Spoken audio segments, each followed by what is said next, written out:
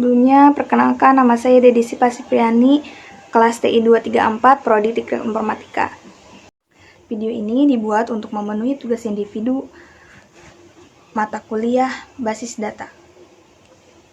Sini saya akan menjelaskan tentang basis data, aplikasi basis data, aspek dari basis data, apa itu DBMS, lingkungan basis data, database, kelemahan dan keuntungan sistem basis data. Langsung saja pada materi. Apa itu basis data? Sebelum mengenal jauh basis data, kita perlu tahu dulu apa itu data. Data adalah merupakan sekumpulan informasi juga keterangan dari suatu hal yang diperoleh melalui sumber tertentu. Data diperoleh ini belum tentu fakta sehingga perlu diolah. Dan lanjut, apa itu basis data? Basis data merupakan sekumpulan informasi yang disusun dan dikelola data dengan efisien. Fungsi basis data sendiri ialah menyimpan data, mengambil data, dan mengintegrasikan data. Kemudian ada aspek-aspek dari basis data. Apa saja aspek-aspek dari basis data tersebut? Yang pertama adalah komputerisasi, kemudian kebutuhan informasi, dan yang terakhir software. Komputerisasi sendiri terdiri dari 3, yaitu hardware, software, dan data. Kemudian kebutuhan informasi terdiri dari programmer, database administrator, dan user. Dan yang terakhir software menyediakan fasilitas terdiri seperti creative file, insert, update, delete, dan lain-lain. Kemudian ada konsep dasar basis data. Konsep dasar basis data terdiri dari beberapa hal. Yang pertama, entitas, kemudian atribut, kemudian table, kemudian record, file, file, dan file. Konsep dasar basis data salah satunya record. Record merupakan kumpulan dari elemen-elemen data yang terkait dalam sebuah basis data.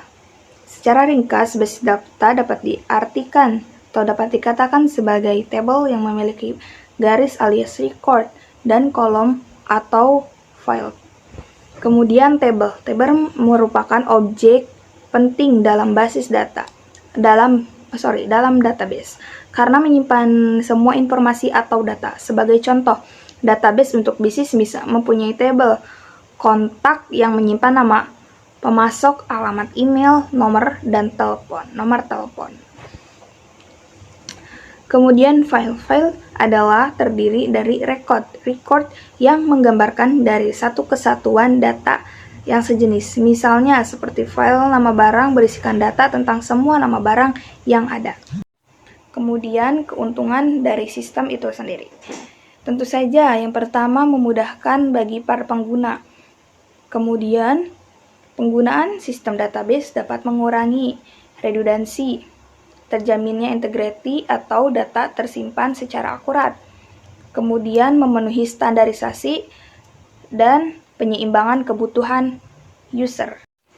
Kemudian analisis kelemahan database dan sistem keamanan. Kelemahan database sendiri yaitu timbulnya data rangkap atau redundansi data dan ketidakkonsistenan data. Kemudian sistem keamanannya yang rentan. Beberapa akun pengguna database tidak menyertakan pengaturan pengguna yang dapat dibuat di lingkungan sistem operasi. Lalu, kemudian lingkungan basis data. Apa itu lingkungan basis data? Lingkungan basis data merupakan sebuah habitat di mana terdapat basis data untuk wadah bisnis. Apa tujuan dari lingkungan basis data? Tujuan utama dari sistem basis data adalah menyediakan pemakai melalui suatu pandangan abstrak dengan menyembunyikan detail dari bagaimana data tersimpan. Kemudian arsitektur basis data. Pada tahun 1975, Badan Standar Nasional Amerika atau ANSI nasional menetapkan 3 level abstrak dalam database. Yang pertama, level eksternal, kemudian level internal, yang terakhir level konseptual. Sini saya akan bahas satu persatu level tersebut. Level eksternal adalah level yang berhubungan langsung dengan pengguna database itu sendiri. Pada level ini, pengguna atau user hanya bisa melihat struktur data sesuai dengan keperluannya, sehingga setiap pengguna bisa memiliki pandangan atau view yang berbeda dari user lain. Data yang dilihat juga seakan-akan berasal dari suatu file secara fisik, mungkin diambil dari beberapa file yang sama. Kemudian level konseptual. Level konseptual adalah level dari para administrator database. Pada level ini didefinisikan hubungan antar data secara logik sehingga diperlukan struktur data secara lengkap. Kemudian yang terakhir level internal. Level internal adalah level di mana data disimpan secara fisik dalam bentuk kode, teks, angka, dan bit. Pada level ini, didefinisikan alokasi ruang menyimpan data, deskripsikan data dalam penyimpanan, dan ekskripsi data agar lebih aman. Setelah membahas basis data, kita move on kepada sistem manajemen basis data, atau yang sering kita sebut DBMS. Apa itu DBMS? DBMS adalah pengelola database yang diperlukan perangkat lunak atau software untuk menjalankan operasi terhadap data yang diminta banyak pengguna.